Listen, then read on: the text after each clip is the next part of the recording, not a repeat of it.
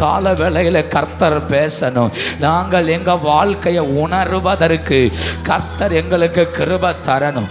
எங்கள் வாழ்க்கையை உணர்வதற்கு கர்த்தர் எங்களுக்கு உதவி செய்யணும். கர்த்தர் எங்களோடு பேசுவீராக. தொடர்ந்து வழி நடத்தும், பிரசன்னத்துக்குள் மறையும். இயேசுவின் மூல ஜபங்கேளு பிதாவே, ஆமென். எல்லாரும் திருப்பிக் கொள்ளுவோம்.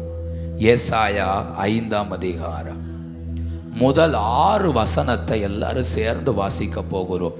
ஏசாயா 5ஆம் அதிகாரம் முதல் 6 வசனங்களை எல்லாரும் சேர்ந்து வாசிக்க போறோம். எடுத்துக்கொள்ளுங்கள். ஏசாயா 5ஆம் அதிகாரம் 1 வாசிக்கலாமா? இப்பொழுது நான் என் நேசரிடத்தில் அவருடைய திராட்சை தோட்டத்தை குறித்து என் நேசருக்கு ஏற்ற ஒரு பாட்டை பாடுவேன். என் நேசருக்கு மகா செழிப்பான மேட்டில ஒரு திராட்சை தோட்டம் உண்டு. அவர் அதை வேலியடைத்து அதிலுள்ள கற்களை பொறுக்கி அதிலே நற்குல திராட்சை செடிகளை நட்டு அதன் நடுவில் ஒரு கோபுரத்தை கட்டி அதன் ஆலையும் உண்டு பண்ணி அது நல்ல திராட்சை பழங்களை தரும் என்று காத்திருந்தார். அதுவோ கசப்பான பழங்களை தந்தது.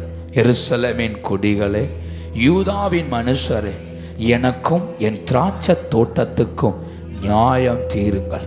நான் என் திராட்சை தோட்டத்திற்காக செய்யாத எந்த வேலையை அதற்கு ஈடு செய்யலாம்? அது நல்ல திராட்சை பழங்களை தரும் என்று நான் காத்திருக்க அது கசப்பான பழங்களை தந்தது என்ன? இப்போதும் நான் என் திராட்சை தோட்டத்துக்கு செய்வதை உங்களுக்கு அறிவிப்பேன். அதன் வேலையை எடுத்து போடுவேன், அது மேய்ந்து போடப்படும். அதன் அடைப்பை தகர்ப்பேன், அது மிதி உண்டு போ. அதை பாலாக்கி விடுவேன். அதன் கிளை நறுக்கப்படாமலும் களை கொத்தி எடுக்கப்படாமலும் போவதினால் முச்செடியும் நெரிஞ்சலும் முளைக்கும். அதன் மேல் மழை பெய்யாதபடிக்கு மேகங்களுக்கு கட்டளையிடுவே என்கிறார். ஆண்டவருடைய நாமம் மகிமைப்படுவதாக. சில காரியங்களை நான் கொஞ்சம் விவரமாய் பேசுவேன். வசனங்களை ஆழமாய் கவனித்து கொள்ளுங்கள். அப்படின்னா தான் நம்ம ஜெபிப்பதற்கு அது பிரயோஜனமாக இருக்கும். கர்த்தர் உதவி செய்வாராக. ஒரு திராட்சை தோட்டம் இருந்தது. அது எங்கே நாட்டப்பட்டிருந்தது என்றால் மேட்டிலே, உயர்ந்த இடத்துல. அந்த மேடு எப்படிப்பட்டது? செழிப்பான இடம், தண்ணீர் நிறைந்த செழிப்பான இடத்துல நாட்டியிருந்தார். இந்த தோட்டத்தை சும்மா வைக்கல, எஜமானன் சுற்றி வேலி அடைத்திருந்தார். காட்டு மிருகங்களோ காட்டு பன்றிகளோ உள்ள வரக்கூடாதபடி வேலி அடைத்து வைத்திருந்தார். இந்த செடிகள் வளருவதற்கு, இந்த திராட்சை செடி வளருவதற்கு தடையா இருக்கிற எல்லா கற்களையும் அவர் பொறுக்கி வெளியே எறிந்தார். தோட்டத்தில் எங்கேயும் கற்களை பார்க்க முடியாது, அவைகள் எல்லாவற்றையும் தூக்கி எறிந்தார். அது மாத்திரமல்ல, இந்த தோட்டத்தை பாதுகாக்கக்கூடிய கோபுரத்தை அவர் கட்டினார். இந்த தோட்டத்தை எப்படியெல்லாம் பாதுகாக்கணுமோ அதற்கான கோபுரங்களை கட்டி வைத்தார். அடுத்து இந்த திராட்சை பழங்களை பிழிகிற நல்ல ஆலையை உள்ளேயே உருவாக்கினார். திராட்சை பழத்தை பிடுங்கி அதை பிழிந்து திராட்சை ரசமாய் மாற்றக்கூடிய நல்ல ஆலையை உள்ளேயே வைத்தார். அடுத்து இவைகள் நல்ல பழங்கள் தரும் என்று காத்திருந்தார். இது எல்லாம் ஒரு தோட்டத்துக்கு நடந்தது. யோசித்து பாருங்க. இந்த திராட்சை தோட்டத்தை மேட்டில கொண்டு வைக்கிறார். இதுக்கு செழிப்பான தண்ணீரை கொடுக்கிறார். இதை சுத்தி வேலி அடைக்கிறார். ஒரு சின்ன கல்லு கூட இது வளர்ச்சியை தடுத்துற கூடாதுங்கிறதுக்காக கற்களை பொறுக்கி எரிந்து போடுகிறார். இந்த தோட்டத்துக்கு தூரத்திலிருந்து ஆபத்து வரக்கூடாது என்பதற்காக கோபுரத்தை கட்டி அதன் மேல் பாதுகாப்புக்கான ஆட்களை வைத்திருக்கிறார். இந்த திராட்சை தோட்டத்துக்குள்ள நல்ல ஆலையை உருவாக்கி இந்த தோட்டத்தை விட்டு இது வெளியே போகும்போது நல்ல ரசமாகி வெளியே போகணும்னு ஆலையை ரெடி பண்ணிட்டு இப்போ சீசனுக்காக காத்திருக்கிறார். ஒரு சீசனுக்காக வெயிட் பண்றார். என்ன சீசன்? இது பழம் தருகிற ஒரு காலம் இருக்கிறது. இது நல்ல திராட்சரசமாய் மாற்றப்படக்கூடிய ஒரு காலம் இருக்கிறது. அந்த காலத்துக்காய் காத்திருந்தார். அப்படி காத்திருந்த போது வசனம் சொல்லுகிறது, அது என்ன பழம் தந்தது? கசப்பான பழங்கள். புளிப்பான பலனா கூட ஏதாவது பண்ணலாம். ஆனா வசனம் சொல்லுகிறது இந்த திராட்சை செடி என்ன பழம் தந்தது? கசப்பான பழம் தந்தது. எஜமானனுடைய எதிர்பார்ப்பு முற்றிலும் இந்த திராட்சை தோட்டத்தில் உடைந்தது. எஜமானன் எதிர்பார்த்தது நல்ல பழம் தரும். யோசித்து பாருங்களேன், இந்த திராட்சை செடி நற்குல திராட்சை செடி, உயர்ந்த ரகம் சார்ந்தது. இதை வந்து நாட்டினார். அவர் எதிர்பார்த்ததெல்லாம் ஒன்னே ஒண்ணுதான். உனக்கு தடையா இருக்கிற கல்லை நான் பறிக்கிருவேன், உனக்கு தண்ணீர் நானே பாய்ச்சிருவேன், உனக்கு பாதுகாப்புக்கு கோபுரத்தில் நானே இருப்பேன், உன்னை சுத்தி வேலி அடைப்பேன், உனக்காக எப்போதும் கூடவே இருப்பேன். நீ தர வேண்டியது நல்ல பழங்களை, எனக்கு ஒரு நல்ல ரிசல்ட் தரணும். அதற்காக எதிர்பார்த்தார். அதுவோ கசப்பான பழங்களை தந்தது. அந்த திராட்சை தோட்டம் யார்? நானே அந்த திராட்சை தோட்டம். சொல்லுங்க பார்க்கலாம். நானே அந்த திராட்சை தோட்டம். என்னிலே தேவன் எதிர்பார்த்தது நான் நல்ல பழங்களை தருவேன் என்று அவர் எதிர்பார்த்தார். நான் நல்ல கனி கொடுப்பேன்னு எதிர்பார்த்தார். என்னை நாட்டினதின் நோக்கம் ஒன்னே ஒண்ணுதான். என்னை தெய்வம் பாதுகாக்கிறார எதற்காக? என் வாழ்க்கையில சின்ன சின்ன தடைகளை உடைக்கிறார எதற்காக? என் வாழ்க்கையில ஒரு ஜாமக்காரனை போல இருள் சூழும் போதெல்லாம் அவர் என் கூடவே இருக்கிறார். எதற்காக? என் வாழ்வை அற்பமான என் ஜீவியத்தை மேட்டில கொண்டு வைக்கிறாரே எதற்காக? நான் நல்ல பழங்களை தருவேன் என்று அவர் காத்திருக்கிறார். எஜமானுடைய நோக்கம் ஒன்னே ஒண்ணுதான், நல்ல பழம் தரணும், நல்ல கனி கொடுக்கணும். அவர் தேடி வருகிறார். எதை தேடி வருகிறார்? கனிகளை தேடி.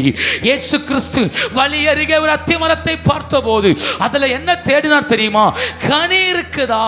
தோட்டத்துக்குள்ள ஒரு அத்தி மரம் இருந்த போது இயேசு கிறிஸ்து தேடினார், கனி இருக்குதா? ஆண்டவர் இந்த கால வேளையில், இந்த 8வது மாதத்தில், இந்த 10வது நாளில் நம்மை தேடி வந்திருக்கிறார். உன்னை வேலி அடைச்சனே, உன்னை மேட்டில் நட்டேனே, உனக்கு செழிப்பான தண்ணியை தந்தேனே, சின்ன கல்லு கூட உன்னை சேதப்படுத்த கூடாது என்பதற்காக எல்லா கற்களையும் பொறுக்கி எறிந்தேனே. ஆனால் நீயோ கசப்பான பழம் தந்தது என்ன? ஆண்டவர் நம்மிடத்தில் கேள்வி கேட்கிறார். உன்கிட்ட நல்ல பழம் வரும் என்று நான் எதிர்பார்த்தேனே, நீயோ கசப்பான பழங்களை ஏன் தருகிற? உன்னிலிருந்து ஒரு ஜெபம் வரும் எதிர்பார்த்தா, நம்மிலிருந்து ஒரு கிருபைகள் வெளிப்படும் எதிர்பார்த்தா, நம்மிலிருந்து அபிஷேகம் வெளிப்படும் எதிர்பார்த்தா, ஆனா நம்முடைய வாழ்க்கையோ திரும்ப திரும்ப ஒரு கசப்பான அனுபவத்தையே வெளிப்படுத்துதே, திரும்ப திரும்ப கசப்பானதை வெளிப்படுத்துதே. இப்ப தேவனுடைய கேள்வி என்ன தெரியுமா? 4ஆம் வசனத்தை பாருங்க.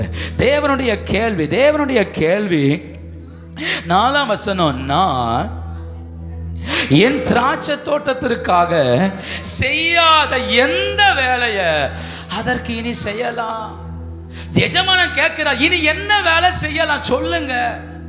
யாராவது எனக்கு சொல்லுங்க, இந்த தோட்டம் வளருவதற்கு, இந்த தோட்டம் கனி கொடுப்பதற்கு நான் என்ன செய்யலாம்? அவர் கேட்கிறார், திரும்ப திரும்ப கேட்கிறார், என் திராட்சை தோட்டத்துக்காக நான் என்ன செய்யலாம்?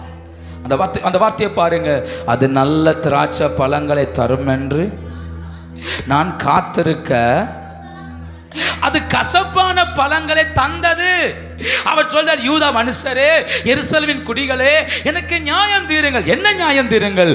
நான் என் தோட்டத்துக்கு இனி என்ன செய்யலாம்?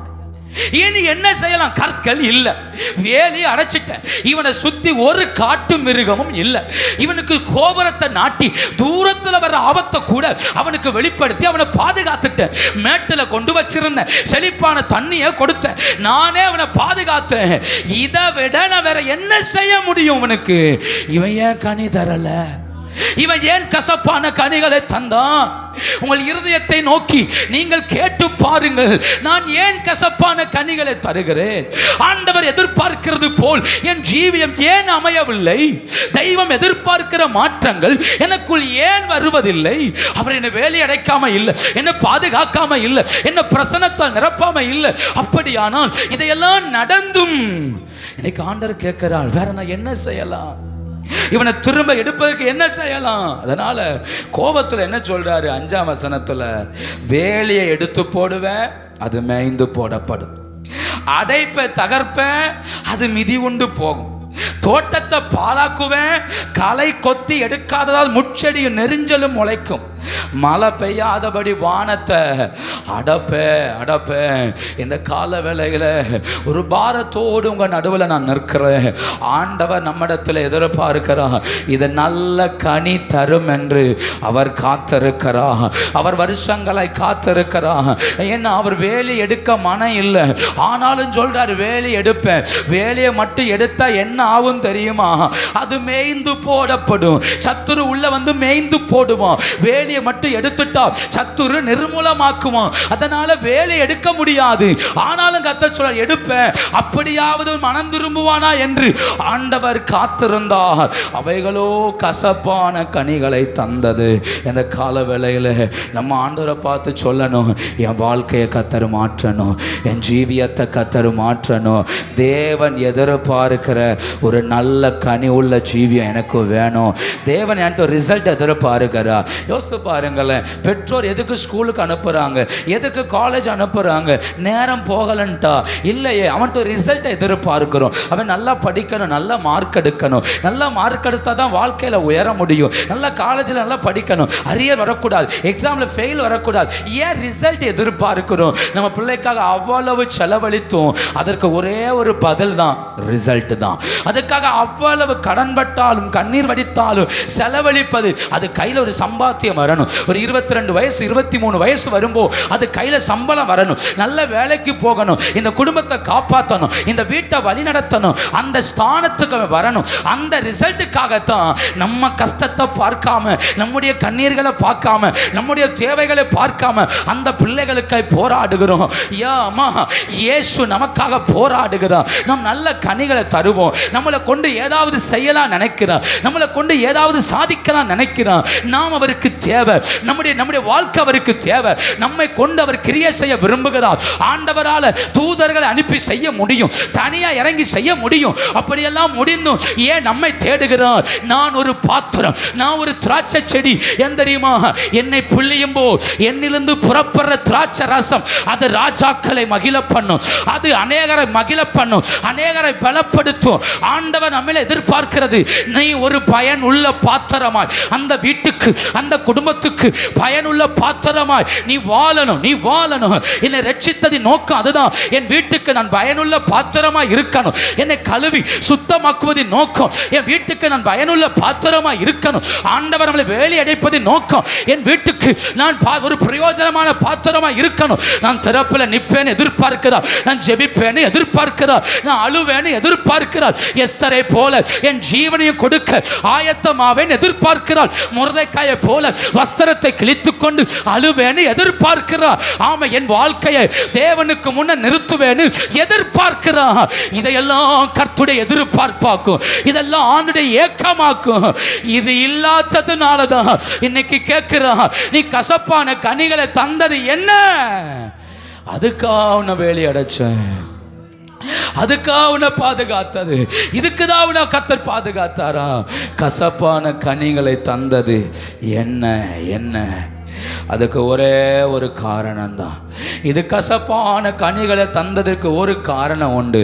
என் கண்களில் கர்த்தர் காண்பித்து தந்த வசனத்தை உங்களுக்கு முன்ன நான் நிறுத்துகிறேன். இவ்வளவு இருந்த போதிலும் அது கசப்பான கனிகளை தர ஒரு காரணம். அந்த ஏசாயா 5ஆம் அதிகாரம் 11-12. சாராயத்தை நாடி அதிகாலமே எழுந்து மதுபானம் தங்களை சூடாக்கும்படி தரித்து இருட்டி போகும் அளவும் குடித்து கொண்டிருக்கிறவர்களுக்கு ஐயோ! சுரமண்டலத்தையும் தம்புருவையும் மேளத்தையும் நாகசுரத்தையும் மதுபானத்தையும் வைத்து விருந்து கொண்டாடுகிறார்கள். இந்த வார்த்தை எல்லாரும் சேர்ந்து வாசிங்க. ஆனாலும் கர்த்தரின் கிரியையை நோக்குகிறதும் இல்லை, அவர் கரத்தின் செய்கையை சிந்திக்கிறதும் இல்லை. இந்த வார்த்தையை சொல்லுங்க. கர்த்தரின் கிரியையை நோக்கிறதும் இல்லை, அவர் கரத்தின் கிரியைகளை சிந்திக்கிறதும் இல்லை. உங்களுக்கு புரியுதா? இந்த திராட்சை தோட்டம் கனி கொடுக்காமல் போக காரணம் இந்த தோட்டம் தேவனுடைய கிரியைகளை உணராததினால், தேவனுடைய நன்மைகளை உணராததினால். எனக்கு கர்த்தர் இதையெல்லாம் செய்கிறாரு, இதையெல்லாம் என் வாழ்க்கையில பண்ணுகிறாரு, அப்படியானால் என் வாழ்க்கை எவ்வளவு விலையேற பெற்றது என்பதை உணராததினால தான் இந்த பழம் கசப்பான பழமாய் மாறினது. இந்த தோட்டம் உணரல. ஏவாள் தன்னை தெய்வம் வைத்த நோக்கத்தை உணரல. ஆதாம் தன்னை தெய்வம் வைத்த நோக்கத்தை உணரல. அவர்கள் ஜீவ விருட்சத்தின் கனியை புசிப்பார்கள் என்று எதிர்பார்த்தார். ஆனால் அவர்களோ நன்மை தீமை அறியத்தக்க கனிகளை புசித்தார்கள். அப்படின்னா என்ன? தேவனுடைய கிரியைகளை உணரல, தேவனுடைய செயல்களை உணரல. நம்ம பிள்ளைகிட்ட சொல்லுவோம் தெரியுமா, நான் எவ்வளவு கஷ்டப்படுறேன்னு உனக்கு தெரியல, நான் எவ்வளவு கண்ணீர் வடிக்கிறேன்னு உனக்கு தெரியல, நான் எவ்வளவு தியாகம் பண்ணேன்னு உனக்கு தெரியல, அதனால தான் திமிரா நடக்கிற, அதனால தான் திமிரா பேசுற, அதனால தான் இப்படி எல்லாம் பண்றேன்னு பிள்ளைகளை திட்டுறோம் தெரியுமா? ஆண்டவர் அதை தாங்க பார்க்கிறான். நாம் ஆண்டுடைய கிரியைகளை உணராததுனால தான் தேவன் நம்மை வேலி அழைத்த போதிலும், தெய்வம் நம்மளை பாதுகாத்த போதிலும், தெய்வம் நம்மை வழிநடத்தின போதிலும் நம்மளால கனி கொடுக்க முடியல. யோசித்து பாருங்க, நம்மளை அழிக்க முடியாமையா கர்த்தர் வச்சிருக்கிறார், நம்மளை நிர்மூலமாக்க தெரியாமையா கர்த்தர் விட்டு வச்சிருக்கிறார். சாத்தான் கையில நீ வச்சுக்கொண்டு சொல்றதுக்கு எவ்வளவு நேரம் ஆகும்? ஆனா சத்துருவின் இஷ்டத்துக்கு விட்டு விடாமல், சத்துருவின் தந்திரங்களுக்கு விட்டு விடாமல் இதுவரைக்கும் பாதுகாக்கிறாரு. அந்த கிரியைகளை நம்மளால ஏன் உணர முடியல? அந்த அபிஷேகத்தை ஏன் உணர முடியல? அப்படி உணராததுனால தான் அவர் எதிர்பார்த்த ஜீவியம் நம்மகிட்ட இல்ல. அப்படி உணராததுனால தான் அவர் எதிர்பார்த்த கனி உள்ள லைஃப் நம்மகிட்ட இல்ல. இந்த கால வேளையில நான் திரும்பவும் சொல்றேன், ஒரு தகப்பன் தன் பிள்ளைக்காய் காத்திருப்பது போல எஜமானன் இயேசு காத்திருக்கிறார். இந்த கால வேளை காத்திருக்கிறார். உணர்கிற ஒரு கூட்டம் வருமா? மதுபானத்தை குடித்து அதிகாலமே சாராயத்தை தேடி ஓடுகிற அந்த ஜனத்தை போல என் ஜனங்கள் உணர்வில்லாமல் இருக்கிறார்கள். என் ஜனத்திற்கு உணர்வு இல்லை, என் கிரியைகளை உணரல. ஒரு மதுபானத்தில் மூழ்கினவன் எப்படி உணர்வில்லாமல் இருக்கிறானோ அதே போல இந்த கூட்டத்துக்கு உணர்வு இல்லை. அதனாலதான் கசப்பான கனிகளை தந்தது. அதனாலதான் கசப்பான கனிகள். ஆண்டவர் எவ்வளவு கிருபை உள்ளவர்.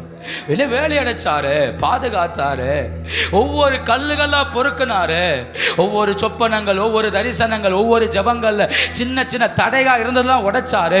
ஒண்ணுனா நம்மளை விட்டு மாத்தினாரு. எதுக்கு இதெல்லாம் செஞ்சார்? நான் நல்ல கனி தருவேன், நான் அவருடைய கிரியைகளை உணர்வேன்னு எதிர்பார்த்தாரு. சங்கீதம் 92 சங்கீதம் 5 வசனம் 6 வசனத்தை பாருங்க. 92 சங்கீதம் 5 வசனம் 6 வசனத்தை வாசிங்க பார்க்கலாம்.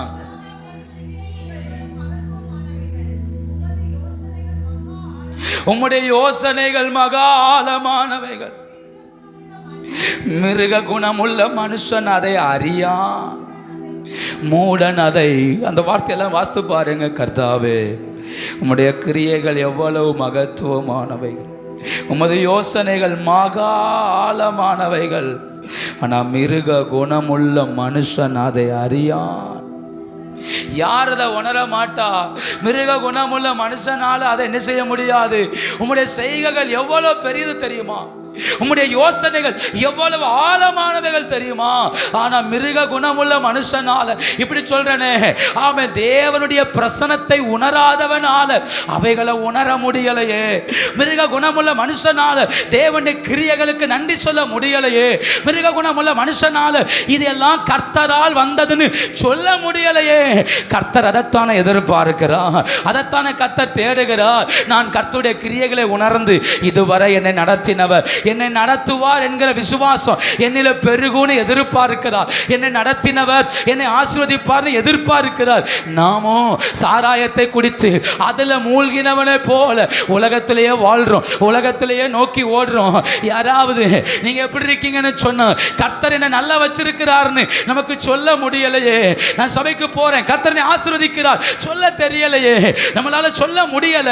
ஏன்னா நமக்கு ஆண்டவர் மேலேயே வருத்தம் இருக்குது, ஆண்டவர் மேலேயே கசப்பு இருக்குது.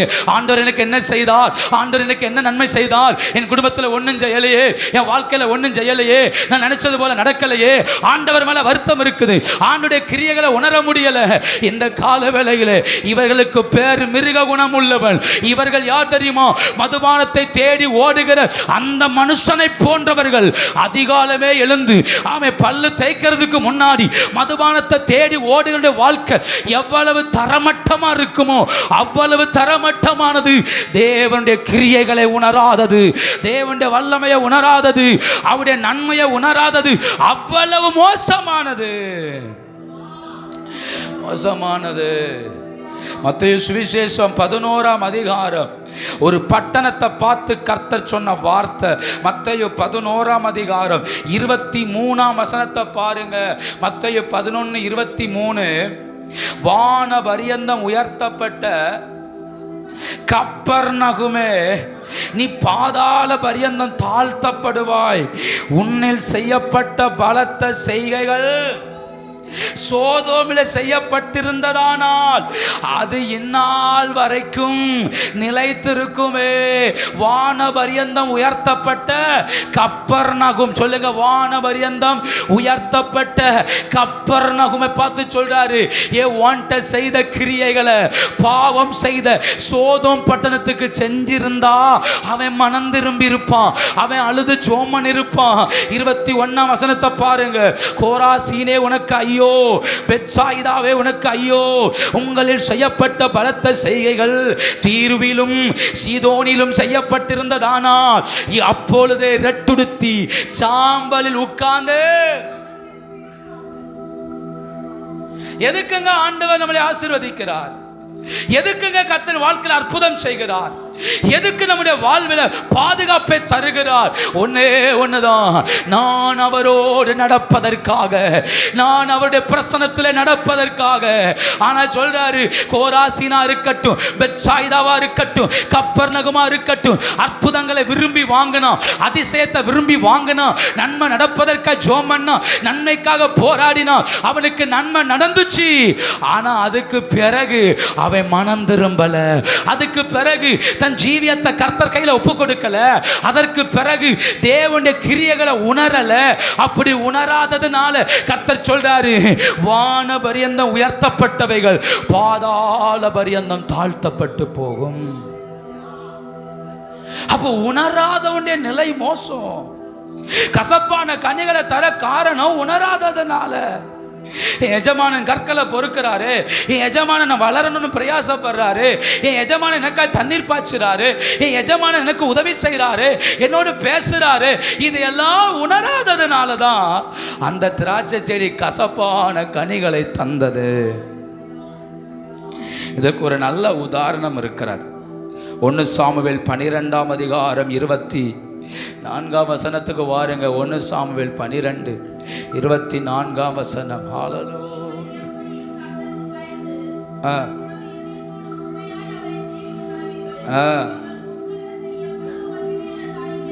எவ்வளவு மகிமையான காரியங்களை செய்தார் என்பதை அவர் உங்களிடத்தில் எவ்வளவு மகிமையான காரியங்களை செய்தார் என்பதை சொல்லுங்க, செய்தார் என்பதை சிந்திச்சு பாரு.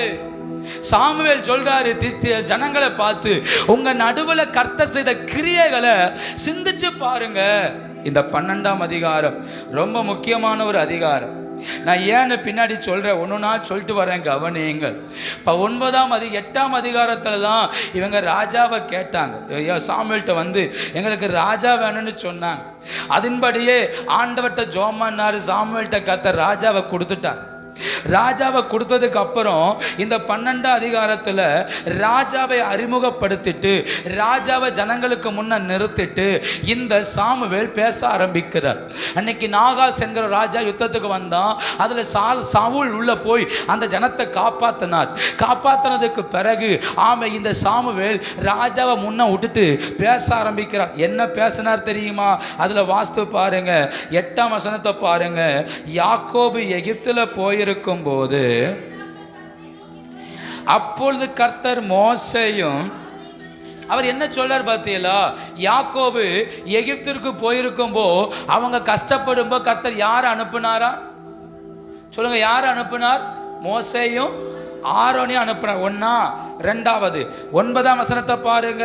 அவர்கள் தங்கள் தேவனாய் கர்த்தரை மறந்து போகிற போது ஆத்சோரின் சேனாதிபதியாக சிசேராவின் கையிலும் பெலிஸ்தியரின் கையிலும் மோவாபிய ராஜாக்கள் கையிலையும் இப்போ எதிரியின் நாட்டு கையில விற்று போடும்போது கர்த்தர் யாரை அனுப்புனாரு? அதுல 11ஆம் வசனத்தை பாருங்க. அப்பொழுது கர்த்தர் யெருபாகாலையும் பேதானையும் யெப்தாவையும் சாமுவேலை அனுப்பி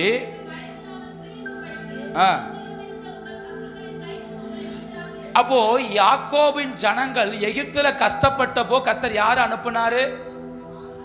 யார் அனுப்புனாரு? மோசேயும் ஆரோனையும் அனுப்புனாரா இல்லையா? அனுப்புனார். அடுத்து இந்த ஜனங்கள் நியாயாதிபதிகள் காலத்துல மோவாபியர், அம்மோனியர், பெலிஸ்தியர் இவங்க கையிலலாம் சிக்கும்போ கர்த்தர் யார் அனுப்புனாரு? நியாயாதிபதிகள் அனுப்புனார். கிதியோன, சாமுவேல, யெப்தாவ, தெபரால இப்படி ஆட்களை அனுப்பி அற்புதம் செஞ்சார். சொல்லிட்டு 12ஆம் வசனத்தை பாருங்க. அம்மோன் புத்திரரின் ராஜாவாகிய நாகாஸ் உங்களுக்கு விரோதமாய் வருகிறதை நீங்க கண்டபோ உங்கள் தேவனாகிய கர்த்தரே, அந்த வார்த்தையை சொல்லுங்க, உங்கள் தேவனாகிய கர்த்தரே உங்களுக்கு ராஜாவாய் இருந்தும் நீங்கள் என்னை நோக்கி அப்படி அல்ல, ஒரு ராஜா எங்கள் மேல். அந்த வார்த்தையை சொல்லுங்க. ஆமென். கர்த்தரே உங்களுக்கு, சொல்லுங்க, கர்த்தரே உங்களுக்கு, கர்த்தரே உங்களுக்கு ராஜாவா இருந்த போதிலும், சொல்லுங்க, கர்த்தரே, அந்த வார்த்தை சொல்லுங்க, கர்த்தரே உங்களுக்கு ராஜாவா இருந்த போதிலும் நீங்கள் என்ன கேட்டிய தெரியுமா? எங்களுக்கு ஒரு ராஜா வேணும். ஏன் கேட்டிய தெரியுமா? உணராததுனால. எகிப்துல கஷ்டப்படும் போ உனக்கு உதவினது எந்த ராஜாவும் கிடையாது. உன் பெருமூச்சின் சத்தத்தை கேட்டு கர்த்தரே இறங்கி வந்து காப்பாத்தினாரு. கர்த்தர் மோசே அனுப்பினாரு, ஆரோன் அனுப்பினாரு. எகிப்துல 10 வாதைகளை செய்து பார்வோன் கைக்கு உன்னை விடுதலை ஆக்கினாரு. அந்த பார்வோன் உன்னை துரத்தி வரும்போ அந்த செங்கடலுக்கு முன்ன பாதையை திறந்து உன்னை வழி நடத்தினாரு. எந்த தெய்வம் அப்படி செஞ்சது உண்டா? 2 பக்கம் தண்ணி, நடுவில் அந்த ஜனங்கள் உலர்ந்த தரையில் நடப்பது போல் நடந்தார்களே. அன்னைக்கெல்லாம் கர்த்தர் தானே ராஜாவா இருந்தார். அன்னைக்கு கர்த்தர் கூட இருந்தார். அன்னைக்கு கர்த்தர் நடத்தினார். வனாந்தரத்தில் 40 வருஷம் கால்கள் வீங்கல, வஸ்திரம் பழசாகல, வியாதி வரல. ஆமே, காலை தோறும் மன்னா, சாயங்கால தோறும் காட இந்த ஜனத்தை 40 வருஷம் போஷித்தாரு. அன்னைக்கு எந்த ராஜாவும் கிடையாது. கர்த்தரே ராஜாவா இருந்தார். கர்த்தரே இந்த ஜனத்தை நடத்தினார். கர்த்தரே இந்த ஜனத்தை ஆசீர்வதிச்சாரு. அடுத்து இந்த ஜனத்தை ஆமென் யோசுவாவை கொண்டு யோர்தானை 2ஆய் பிரித்து எகிப்து இந்த இஸ்ரவேல் தேசத்துக்குள்ள கொண்டு வந்து கானான் தேசத்துல இவர்கள் கட்டாத தேசம், நடாத தோட்டங்கள், இவர்கள் கட்டாத வீடுகள், அரண்மனைகள் எல்லாத்தையும் கர்த்தர் தூக்கி தூக்கி கொடுத்தாரு.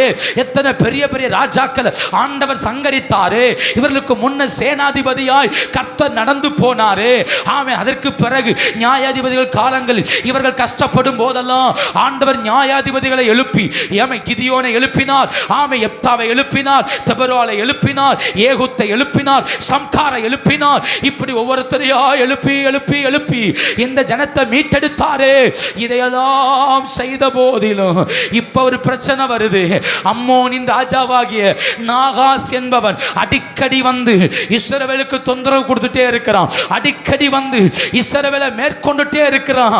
அப்படி மேற்கொள்ளும் போது உணராத இந்த ஜனம், கிருபையை உணராத இவர்கள், தேவ பிரசனத்தை உணராத இவர்கள், தேவ நடத்தி வந்த பாதையை உணராத இவர்கள் என்ன சொல்லி கேட்டார்கள் தெரியுமா? சாமுவேல்ட்ட, எங்களை ஆளுவதற்கு எங்களுக்கு ஒரு ராஜா வேணும். எங்களையும் மற்ற ஜாதிகளை போல எங்களை அரசாளுவதற்கு ராஜா வேணும். 9ஆம் அதிகாரத்துக்கு வாருங்கள். ஆமே ஆமே. 1 சாமுவேல் புஸ்தகம், ஹல்லேலூயா, 8ஆம் அதிகாரம் 7ஆம் வசனம்.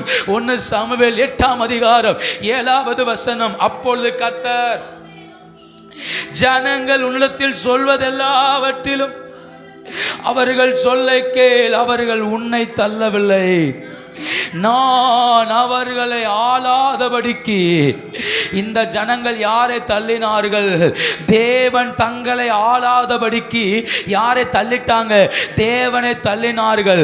மற்றவங்களை போல எனக்கு ராஜா வேணும், மற்றவங்களை போல எங்களுக்கு ஒரு ஸ்தானாதிபதி வேணும், மற்றவங்களை போல நானும் நடக்கணும். அதனால கர்த்தர் ஆளண்டா. கர்த்தர் ஆண்டா அவர்கிட்ட போய் கெஞ்ச வேண்டியிருக்கு, அவர்கிட்ட போய் ஜோமன வேண்டியிருக்கு, அவர்கிட்ட போய் காத்திருக்க வேண்டியிருக்கு. அவர் தீர்க்கதரிசிகளை அனுப்புவார், சொப்பனக்காரர்களை அனுப்புவார், பலிபீடத்திலிருந்து பதில் சொல்லுவார். அது வரைக்கும் காத்திருக்கணும். யாரையாவது ஒருத்தனை எழுப்புவார், அவன் மூலமா ரட்சிப்பை தருவார். ஆனா அதனால இவங்க என்ன சொல்றாங்க? அப்படி ஒரு சிஸ்டமேட்டிக்கல் வேண்டாம், எங்களுக்கு ஒரு ராஜா வேணும், எங்களை அரசால ஒரு மனுஷ ராஜா வேணும், அவனுக்கு கீழே நாங்கள் அடங்கி இருப்போம். இந்த வார்த்தை தகாதது என்று அறிந்து சாமுவேல் கர்த்தரை நோக்கி ஜெபம் பண்ணார். ஆண்டவரே, இந்த ஜனங்கள் தவறான வழியை தேர்ந்தெடுக்கிறாங்க, உணரில்லாம இருக்கிறாங்க. கர்த்தர் நடத்தி வந்த பாதையை இந்த ஜனம் உணரலன்னு சொல்லும்போ அங்க ஆண்டவர் சொல்றாரு, சாமுவேலே, அவர்கள் ஒன்ன தள்ளல, நான் அவர்களை ஆளாதபடிக்கு என்னைத்தானே தள்ளினார்கள். அந்த வார்த்தையை பாருங்க, நான் அவர்களை ஆளாதபடிக்கு. திராட்சை தோட்டத்தை நட்டது கர்த்தர், திராட்சை தோட்டத்துக்கு வேலி அடைச்சது கர்த்தர், கற்களை பொறுக்கினது கர்த்தர், எல்லாத்தையும் செஞ்ச ஆண்டவர். அவரை விட்டுட்டு ஏதோ ஒரு இடத்துல உலகத்தை நாம் சார்ந்து கொள்வதனால, அவரை விட்டுட்டு ஏதோ ஒரு இடத்துல மாம்சத்தை சார்ந்து கொள்வதனால, அவரை விட்டுட்டு நம்முடைய நம்பிக்கையை உலக மனுஷன் மேல வைக்கிறதுனால தான் நாம் கசப்பான கனிகளை தந்து கொண்டே இருக்கிறோம். நான் ஏன் கசப்பான கனிகளை தர்றேன் தெரியுமா? என் நம்பிக்கை ஒரு மனுஷனா இருக்குது. நான் ஆராதிக்கிறேன், நான் ஜெபிக்கிறேன், ஆனா ஜெபிக்கும் போதே மனுஷ உதவியை தேடுறேன், ஜெபிக்கும் போதே யாருக்கிட்ட போய் உதவி கேட்கலான்னு தேடுறேன், ஜெபிக்கும் போதே மனுஷனை சார்ந்து கொள்றேன், அந்த மனுஷனுக்காக என்னை காம்ப்ரமைஸ் பண்றேன், அந்த மனுஷனுக்காக நம்முடைய ஜீவியத்தை மாத்திக்கிறோம். அவங்க கோபப்படக்கூடாது, அவங்க வருத்தப்படக்கூடாது, ஏன்னா அவங்க தானே உதவி செஞ்சாங்கன்னு அந்த மனுஷனுக்காக ஓடுறோம் இல்லையா? ஏதாவது உலகத்தை பிடிச்சுக்கிறோம், ஏதாவது பாவத்தை பிடிச்சுக்கிறோம், ஏதாவது அசுத்தத்தை பிடிச்சுக்கிறோம், அதுக்கு பின்னாலேயே ஓடுறோம், அதுக்கு பின்னாலேயே ஜீவிக்கிறோம். நம்ம எதை மறந்துட்டோம் தெரியுமா? ராஜாதி ராஜா என்ன ஆளுகிறார் என்கிறத நம்ம மறந்துட்டோம். ஆண்டவர் என்ன ஆளுகிறார் என்கிறத மறந்துட்டோம். அதனாலதான் சாராயத்தை தேடி ஓடுறவனை போல அதிகாலமே எழும்பி மனுஷனை தேடுறோம், அதிகாலமே எழும்பி உலகத்தை தேடுறோம், அதிகாலமே எழும்பி பாவத்தை தேடுறோம், அதிகாலமே எழும்பி ஆமென் நமக்கு யாராவது அனுகூலம் பண்ண மாட்டாங்களான்னு தேடுறோம். இந்த கால வேளையிலே, என் அதிகாலையிலே நான் யாரை தேடுகிறேன்? நான் ராஜாவை தேடுவேன். ஆனால் நான் உண்மையாய் அறிந்து கொள்ள வேண்டிய ஒன்று, என் ராஜா நல்ல கனி கொடுக்க வைக்க வல்லவர். ஏன்னா அவர் ஆளும் போது அவர் என்னை மகிமையாய் நடத்துவார். இந்த ஜனங்கள் தள்ளினது ராஜாவை, தேவனை. அவர் சொல்றார், நான் அவர்களை ஆளாதபடிக்கு என்ன தள்ளிட்டாங்க. அவர் வேண்டாயா, கர்த்தர் இருக்கட்டும். இப்ப உலகத்தை நோக்கி ஓட ஆரம்பிச்சிட்டோம், உலகத்தை தேடி ஓட ஆரம்பிச்சிட்டோம். இப்ப சாமுவேல் என்ன சொல்றாரு தெரியுமா? அந்த 12ஆம் அதிகாரத்துல 17ஆம் வசனம், 12:17, இன்று அறுப்பினால் அல்லவா நீங்கள் உங்களுக்கு ராஜாவை கேட்டதினால் கர்த்தரின் பார்வைக்கு செய்த உங்கள் பொல்லாப்பு பெரியதென்று நீங்கள் கண்டு உணரணும். அந்த வார்த்தை இருக்கு பாருங்க, கோதுமை, சொல்லுங்க, கோதுமை அறுப்பின் நாள். இஸ்ரவேல் ஜனங்கள் கோதுமை அறுக்கும் போதெல்லாம் அறுப்பின் பண்டிகையை கொண்டாடுவார்கள். அந்த முதல் அறுத்த கதிர்களை கொண்டு வந்து ஆலயத்தில் வைத்து அறுப்பின் பண்டிகை என்ன செய்வார்கள்? கொண்டாடுவார்கள். தாங்கள் சம்பாதித்த அந்த சம்பாத்தியத்தை கொண்டு வந்து வைப்பார்கள். தாங்கள் சம்பாதித்ததை கொண்டு வந்து அந்த பண்டிகையை கொண்டாடுவாங்க. ஆமாம், சில சபைகளை பார்த்துட்டு, பாரம்பரிய சபைகளை பாருங்க, நெல் விளைஞ்சி அறுவடை வந்த உடனே சர்ச்சில் வந்து ஒரு பெரிய திருவிழா நடத்துவாங்க, அறுப்பின் பண்டிகை நடத்துவாங்க. அதில் என்ன செய்வாங்கன்னா, முதல் அறுத்த நெல்லுகளை கொண்டு வந்து சாப்பாடாக்கி அது ஒரு விருந்து மாதிரி என்ன செய்வாங்கன்னா அவங்க ஏற்படுத்துவாங்க. ஏன்னா தேவன் நமக்கு உதவி செய்தார். அந்த பழக்கம்லாம் இன்னைக்கு குறைஞ்சிருச்சு, நிறைய இடத்துல இல்லை. ஆனால் முதல் அந்த வந்த அந்த கனிகளை, அந்த கதிர்களை கொண்டு வந்து அவர்கள் அறுப்பின் பண்டிகையை கொண்டாடுவார்கள். இப்ப சொல்றாரு சாமுவேல், இன்னைக்கு அறுப்பின் பண்டிகை, நம்ம எல்லாம் சேர்ந்து கர்த்தரை ஆராதிச்சிருக்கணும். ஆனா நீங்க என்ன பண்ணிய தெரியுமா? ஒரு ராஜாவை தேடி போயிட்டீங்க. ராஜாவை தெரிந்து கொண்டிய அறுப்பின் பண்டிகை அன்னைக்கு இதுக்கெல்லாம் காரணம் கர்த்தர்னு சொல்றதுக்கு பதில் இப்ப ஜனங்கள் யாரை சார்ந்து கொண்டார்கள்? ஒரு ராஜாவை சார்ந்து கொண்டார்கள். அதனால கர்த்தர் சொல்றாரு, ஆமா, இது நிமித்தம் நீங்கள் பொல்லாப்பு செய்தீர்கள் என்பதை உணரணும்.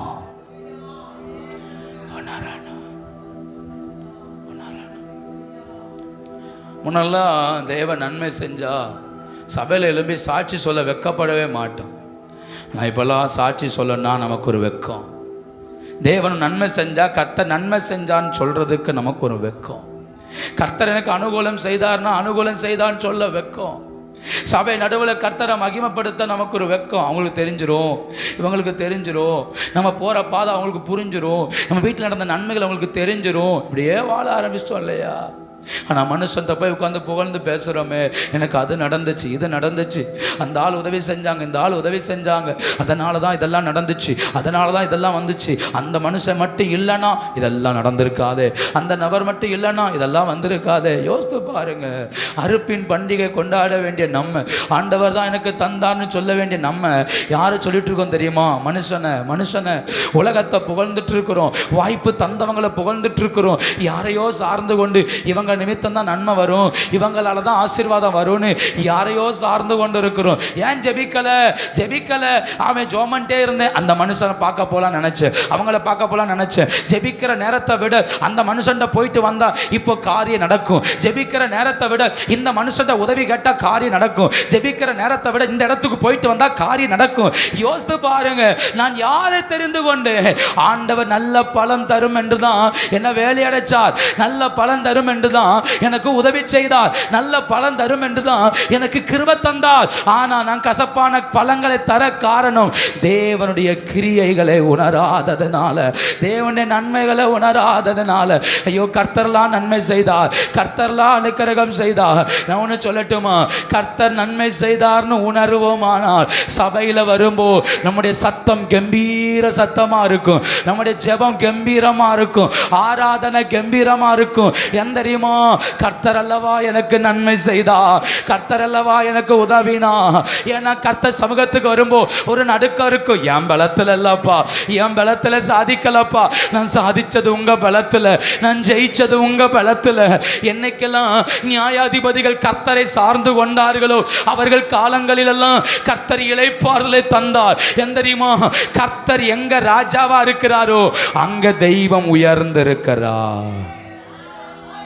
கிருபைகளை உணராததினால இன்னைக்கு நாம் எதை உணர்கிறோம்? யாரை சார்ந்து இருக்கிறோம்? யாரை நம்புறோம்? யாரை ரொம்ப எதிர்பார்க்கிறோம்? யாருக்காக தெய்வத்தை விட்டுட்டு ஓடுறோம்? யாருக்காக தெய்வத்தைய துச்சமா எண்ணுறோம்? நம்முடைய நேரங்களை யாருக்காக செலவிடுகிறோம்? நாம் யார்? நாம் எதை உணர்கிறோம்? நம்மள அந்த வீட்டில் நல்ல பழம் தருணம்னு கர்த்தர் வச்சாரு.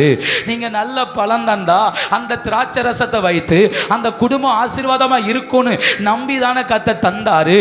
நீங்க செய்யற வேலையை வச்சுதான் உங்களை ஆசீர்வதிக்கலாம்னு சொல்லி நம்பிதான வேலையை தந்தாரு, நம்பிதான கிருபைகளை தர்றாரு. அப்படி தந்த போதிலும் என் கைகளின் பிரயாசங்கள் எனக்கு ஆசீர்வாதமா இல்லை, அப்படி தந்த போதிலும் என் கைகளின் பிரயாசங்கள் எனக்கு நன்மையா இல்லைன்னா நான் ஏன் கசப்பான கனிகளை தந்தேன்? ஏதோ ஒரு இடத்துல கிருபையை உணராததுனால கரம் உயர்த்தி ஜோமனுங்க. கிருபையை உணராத நாட்களை எனக்கு மன்னிங்க ஆண்டவரே. ஆண்டவரை நோக்கி பார்த்து ஜெபம் பண்ணணும். கிருபையை உணராத நாட்கள் உண்டு, கிருபையை உணராத நாட்கள் உண்டு, தேவ பிரசன்னத்தை உணராத நாட்கள் உண்டு, தேவனுக்கு நன்றி சொல்ல மறந்த நாட்கள் உண்டு. ஹalleluya ஹalleluya. ஜோமனுங்க பார்க்கலாம். தேவனை மறந்து ஓடின நாட்கள் உண்டு, தேவனை விட்டு விலகின நாட்கள் உண்டு. ஆண்டவர்கிட்ட கேளுங்க, எங்களுக்கு இரக்கம் செய்யுங்க, ஒரு உணர்வுள்ள ஜீவியம் தரணும், ஒரு உணர்வை எங்களுக்கு தரணும்ப்பா, ஒரு உணர்வை எங்களுக்கு தரணும்.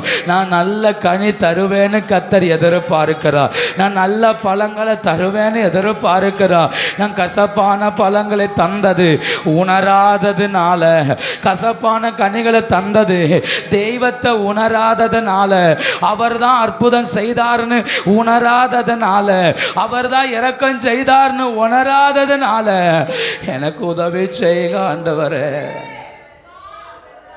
எனக்கு உதவி செய்க ஆண்டவரே. சில இடங்களில் நான் அதிகமாய் பார்த்துருக்கிறேன். சில சின்ன ஜெபமாக இருக்கட்டும், ஒரு ஃபங்க்ஷனாக இருக்கட்டும், அதில் ஆண்டவருக்கு முக்கியத்துவம் கொடுக்கிறவர்களையும் ஆண்டவரை புறம்பே தள்ளுகிறவர்கள் நான் பார்த்துருக்கிறேன். சில இடங்களில் வேதனையோடு வந்த நேரங்களும் உண்டு.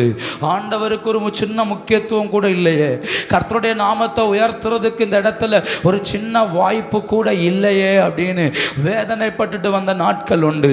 என்ன நம்ம ஃபங்க்ஷன் வைக்கிறோம், காரியங்களை செய்கிறோம், வருகிறவங்களுக்கு முக்கியத்துவம் கொடுக்குறோமே தவிர ஆண்டவருக்கு அந்த இடத்துல ஒரு நாளும் இதை கர்த்தரால் வந்ததல்லவா, கர்த்தருக்கு முக்கியத்துவம் நினைக்கிறது இல்லை. அவங்க வருவாங்க, இவங்க வருவாங்க, அவங்க பார்ப்பாங்க, இவங்க பார்ப்பாங்க.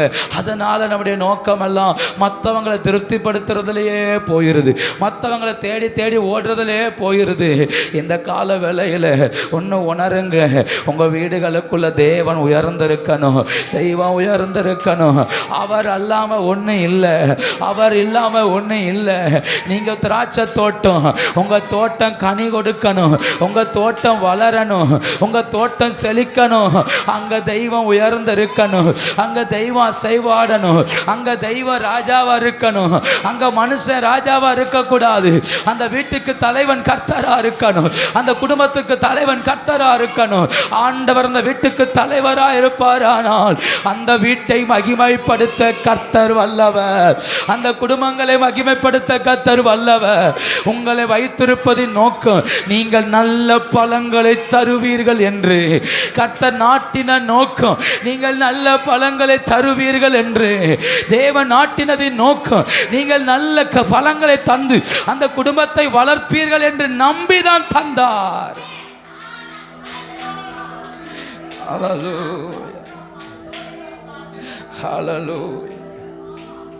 காலையில் எழும்பி கிச்சனில் போய் நீங்கள் சமைச்சு வைக்கலன்னா, பிள்ளை எழும்பி வரும்போது அம்மா எனக்கு சாப்பாடுன்னு கேட்டால் எடுத்து கொடுக்கறதுக்கு உங்களிடத்தில் ஒன்று இருக்காது. ஆனால் நீங்கள் காலமே எழும்பி வேலையெல்லாம் முடித்து சாப்பாடெல்லாம் ஆக்கி வச்சா 8 மணிக்கு ஸ்கூலுக்கு கிளம்பும்போ, காலேஜு கிளம்பும்போ உங்கள் கையால் ஒரு நல்ல ஆகாரத்தை அவனால் வாங்கிட்டு போக முடியும். அவன் சாயந்தரம் வரும்புறதுக்கு முன்னால் ஏதாவது சாப்பாடோ, ஏதாவது ஸ்நாக்ஸோ, ஏதோ ஒரு டீயோ, ஏதோ ஒன்று ரெடி பண்ணி வச்சிருந்தா அந்த பிள்ளை வந்த உடனே உங்கள் கையால் ஒரு நன்மை கிடைக்கும்.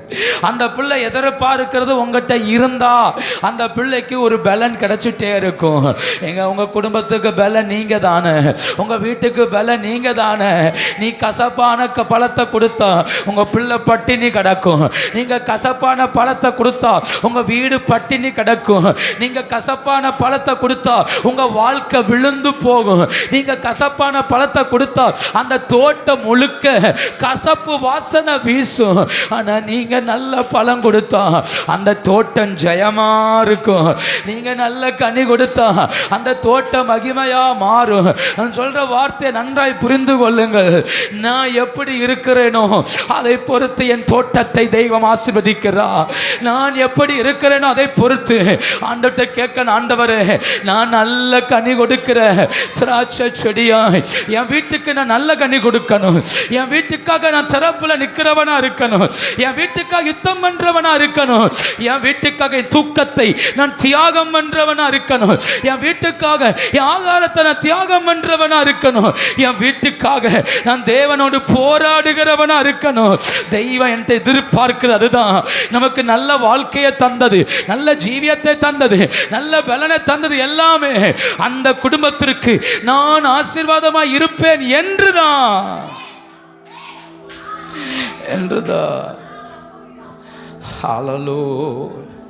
அவர்களோ காலமே முதற்கொண்டு அவர்கள் மதுபானத்தால் நிரம்பியிருப்பது போல தேவனை உணராமல் போனார்கள். எதுக்குங்க கர்த்தர் நம்மளை காப்பாற்றுறார்? எதுக்குங்க கர்த்தர் நம்மளை பாதுகாக்கிறார்? எதுக்குங்க கர்த்தர் நம்மளை இப்படியெல்லாம் நடத்துறார்? நம்ம மாறுவோன்னு ஏன் காத்திருக்கிறார்? ஏன்னா நான் கனி கொடுக்க வேண்டிய காலத்தில் இருக்கிறேன், நான் கனி கொடுக்க வேண்டிய காலத்தில் இருக்கிறேன். பூ வரும்போது தெரியாது, மொட்டு வரும்போது தெரியாது, காய் வரும்போது தெரியாது, அது பழுக்கும் போது தான் தெரியும் அது நல்ல பழமா கெட்ட பழமான்னு. ஆண்டவர் இந்த காலவேளை காத்திருக்கிறேன், என்ன கனி கொடுக்க போகிறோம், நான் யாரை சார்ந்து கொள்ள போகிறேன், எனக்கு அந்த உணர்வு வருமா, என் இருதயம் உணர்த்தப்படுமா, என் இருதயம் தேவ பிரசன்னத்தை உணருமா? கர்த்தர் தேடுகிறார்.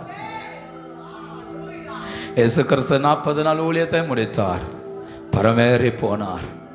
சீசர்களை பார்த்து சொன்னார், எருசலேமில் போய் 10 நாட்கள் காத்திருங்கள். அவர்கள் எருசலேமுக்கு வந்தார்கள். 10 நாளாகி இப்போ உணர ஆரம்பித்தார்கள். என்னெல்லாம் உணர்ந்திருப்பாங்க, இப்போ உணர்ந்தே ஆகணும். ஏன் தெரியுமா? இயேசு கூட இல்லை. இவ்வளோ நாள் இயேசு கூட இருந்தார், தேவைகளை பார்த்து கொண்டார். இயேசு கூட இருந்தார், அற்புதங்களை செய்தார். இயேசு கூட இருந்தார், வல்லமையான காரியங்களை செய்தார். இயேசு போயாச்சு, இனி இவங்களை உலகம் பார்க்குது. அநேகர் சொல்கிறாங்க இவங்கெல்லாம் இயேசுவோடு இருந்தவர்கள்னு. ஆனால் இவர்களுக்கு அபிஷேகம் கிடையாது, இவங்ககிட்ட மகிமை கிடையாது, இவங்ககிட்ட கிருபை கிடையாது. இது வரைக்கும் இயேசுவோடையே நடந்துட்டாங்க. ஃபாஸ்டிங் பிரேயர் அன்னைக்கு சாப்பிடுவாங்க. ஆமென். ஒரு நாளும் ஃபாஸ்டிங் இருந்ததில்லை, ஒரு நாளும் ஜெபித்ததில்லை. இயேசு ஜெபிக்கும் போது இவங்கெல்லாம் தூங்குவாங்க. அப்படி இருந்த இவர்கள் 10 நாட்கள் ஆண்டவர் பாதத்தில் காத்திருந்தார்கள். அப்போஸ்தலர் நடபடிகள் 2ஆம் அதிகாரத்தில் 13ஆம் வசனத்தில் ஒரு வார்த்தை இருக்கு பாருங்க, அதை வாசிப்பீங்களா?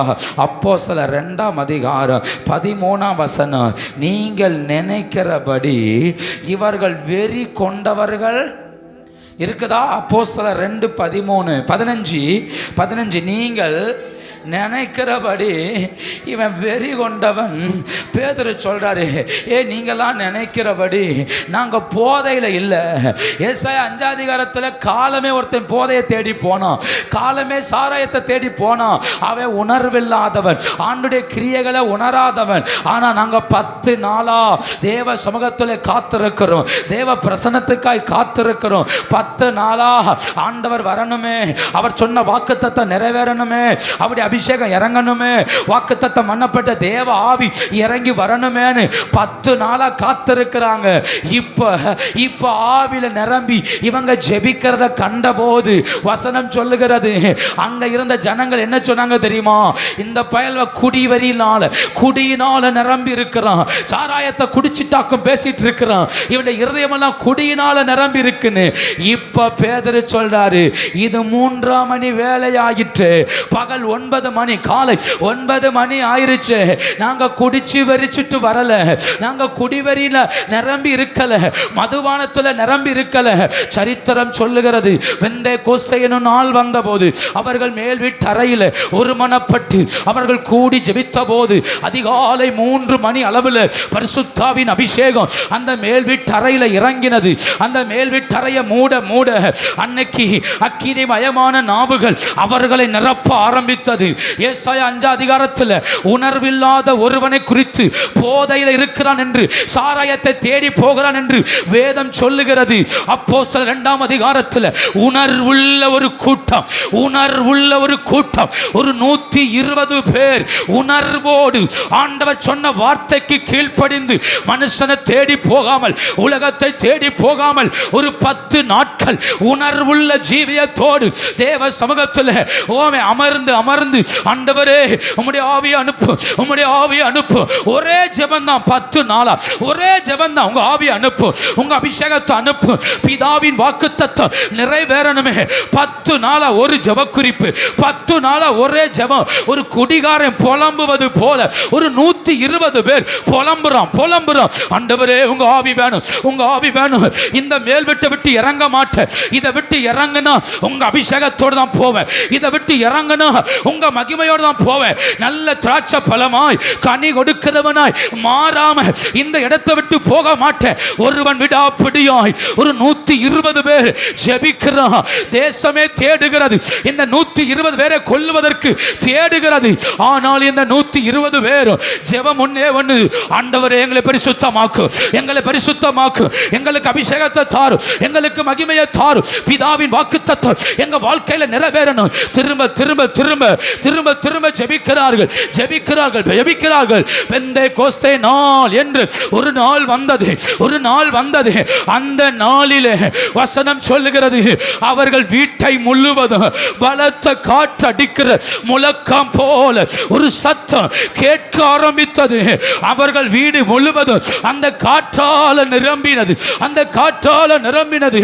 நிரம்பினது மாத்திரம் அல்ல, அக்கினி மயமான நாவுகள் போல பிரிந்திருக்கும் நாவுகள் ஒவ்வொருத்தர் மேலையும்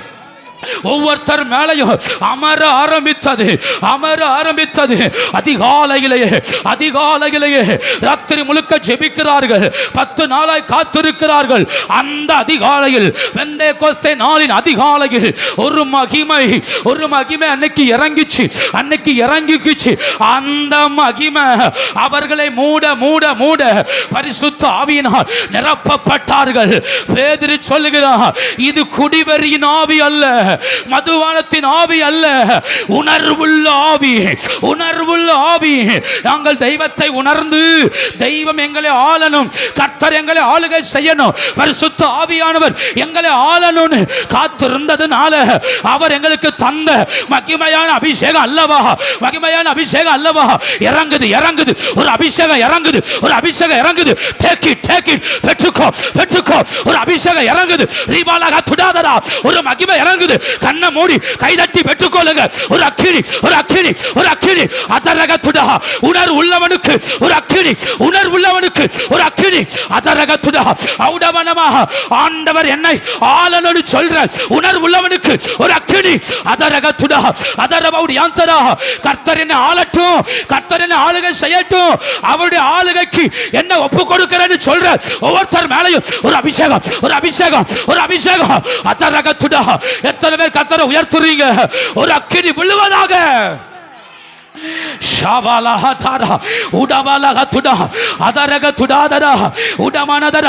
ஆவியானவர் தன் கையில் எடுக்கிறார். ஆராதனையை ஆவியானவர் தன் கையில் எடுக்கிறார். பெற்றுக்கொள்ள ஆயத்தமா.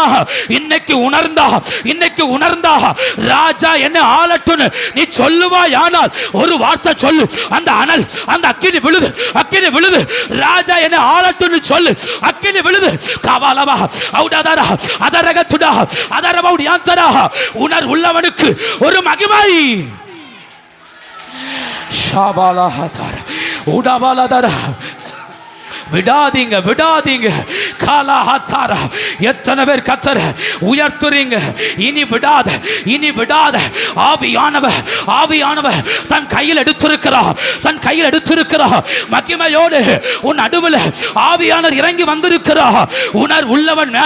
உணர்வுள்ளவன் மேல ஒப்பு கொடுக்கிறவன் மேல ஒரு அக்கினிய ஊற்ற உடவலவா அதரகத்துடா அதரபவுடி ஆந்தரா.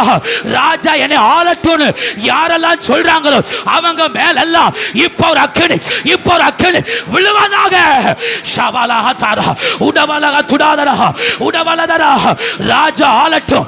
எத்தனை பேர் சொல்றீங்க ராஜா என்ன ஆளட்டும்? யாரெல்லாம் ராஜாவின் ஆளுகையில உள்ள வர்றீங்களோ உடவலகத்துடா. அபிஷேகம் ஒரு மகிமையான அபிஷேகம். பெற்றுக்கோ. ராஜா உன்னை ஆளட்டுமே. உடபாலவா காவாலவா சந்தன உடபாலா ஹத்துடா அதரபௌ சந்தேலே காலாஹாதாரா ரீகத்துடவலபௌடி ஆந்தரா. ஒரு மகிமையான அபிஷேகம் இந்த பகல் வேளையில் இறங்கிருக்கு. ராஜா என்ன ஆளட்டுன்னு சொல்ற ஒவ்வொருத்தர் மேலையும் ஒரு மகிமைய பரிசுத்த ஆவியானவர் இன்னைக்கு ஊற்ற போறாரு. அக்கினியோடு அவர் எழுந்தல் இருக்கிறார். கண்ணை மூடிரணும். கைதட்டி கர்த்தரை ஸ்தோத்திரம் பண்ணணும். ஒருத்தர் கூட சும்மா இருக்க கூடாது. ஆண்டவரே நீர் என்ன ஆளணும், நீர் என்ன ஆளணும். சொல்லு சொல்லு சொல்லு. ஒரு அபிஷேகம், ஒரு அபிஷேகம், ஒரு அபிஷேகம். அதரகதுடா அதரபௌடியாதரா. ஆண்டவர் ஆளணும்னு சொல்லு, ஆண்டவர் ஆளட்டும்னு சொல்லு. ஒரு அக்கினி, ஒரு அக்கினி. அதரகதுடா அதரா அவுடவலபௌடியாதரா. கர்த்தர் என்ன ஆளட்டும். எத்தனை பேர் சொல்றீங்க, எத்தனை பேர் சொல்றீங்க? அவர் ஆளுகை செய்கிறார். நாமம் உயர. இயேசு உயருங்க. பாடுவேன் பாடுவோம் அல்லேலூயா. உங்க நாமம் உயர். விடுவிக்கிறதுக்காய் நன்றி, கர்த்தர் செயல்படுகிறதுக்காய் நன்றி. ஓ பாடுவோ அல்லேலூயா. சகோதரி லீலாபாய்க்கா எல்லாரும் கர்த்தரை ஸ்தோத்திரம் பண்ணுங்க. அவர்களை பரிசுத்த பலிபீடத்தின் கொம்புகள்ல கயிறுகளால் கட்டுகிறோம், கயிறுகளால் கட்டுகிறோம், கயிறுகளால் கட்டுகிறோம். பரிசுத்த பலிபீடத்தின் கொம்புகள் இருக்கிற அந்த கயத்தால இந்த சரீரத்தை, இந்த குடும்பத்தை நாங்கள் கட்டுகிறோம், நாங்கள் கட்டுகிறோம். இவர்கள் பலிபீடத்துக்கு சொந்தம், இவர்கள் இயேசுவுக்கு சொந்தம், இந்த குடும்பம் இரட்சகருக்கு சொந்தம். இந்த குடும்பத்தை கட்டி வைத்த எல்லா கட்டுகளும் இயேசுவின் நாமத்தினால எரிந்து போவதாக. இந்த பலிபீடத்தின் அக்கினி இவர்களை பற்றி பிடிக்கட்டும். இந்த பலிபீடத்தின் மகிமை இவர்களை பற்றி பிடிப்பதாக. ஆண்டவர் ஆளுகை செய்கிறதுக்காய் நன்றி. ஹல்லேலூயா, ஹல்லேலூயா. கரம் உயர்த்தி சொல்லுங்க. நான் கசப்பான கனிகளை அல்ல, நான் நல்ல கனி கொடுக்கணும். ஆண்டவர் என்னை நல்ல கனி கொடுக்கும்படி அழைத்தார். கர்த்தர் என்னை நல்ல கனி கொடுக்கும்படி அழைத்தார். கசப்பான கனிகளை அல்ல, மகிமையான கனிகளை கொடுக்க ஆண்டவர் கிருபை தருவாராக. பிரைஸ் அல்லாஹ். பிதாவே, இந்த நல்ல கால வேளைக்காய் உம்முடைய பாதத்தில் அமர கதந்த கிருபைக்காய் ஸ்தோத்திரம். நீர் மகிமையாய் எழுந்தல் இருக்கிறீர், நீர் மகிமையாய் வாசம் பண்ணுகிறீர். எங்கள் நடுவில் கர்த்தர் மகிமையாய் உயர்ந்திருக்கிறதுக்காய் நன்றி.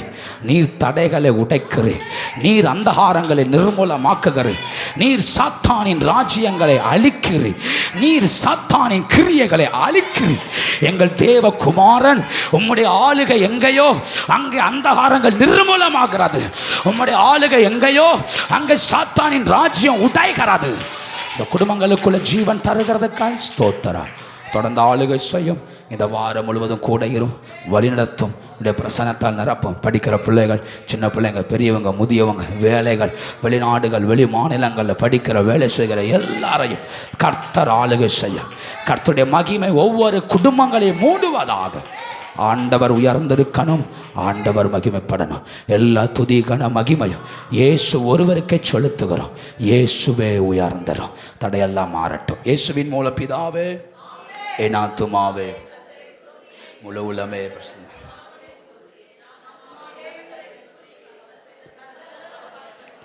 ஆமே. நம்முடைய கர்த்தராகிய இயேசு கிறிஸ்துவின் கிருபையும் பிதாவாகிய தேவனுடைய அன்பும் பரிசுத்த ஆவியானவருடைய அந்நிய ஐக்கியம் வழிநடத்தலும் சந்தோஷமும் சமாதானம் இப்போது சதா காலம் நம் அனைவரோடு இருப்பதாக. ஆமென். ஹல்லேலூயா, ஹல்லேலூயா, ஹல்லேலூயா. Praise the Lord. May God bless you. கர்த்தர் யாவரையும் ஆசீர்வதிப்பாராக. செவ்வாய்க்கிழமை முதற்கொண்டு ஜெபங்கள் நடைபெறும். கலந்து கொள்வோம். ஆமென். சண்டே கிளாஸ் கொண்டு பிள்ளைகள் கலந்து கொள்வோம். கவர் வாங்காமா, அந்த கவர் வாங்காமா. யார் யாரும் கவருக்கும் ஜஸ்பின்ட கொடுங்க. அந்த கவரை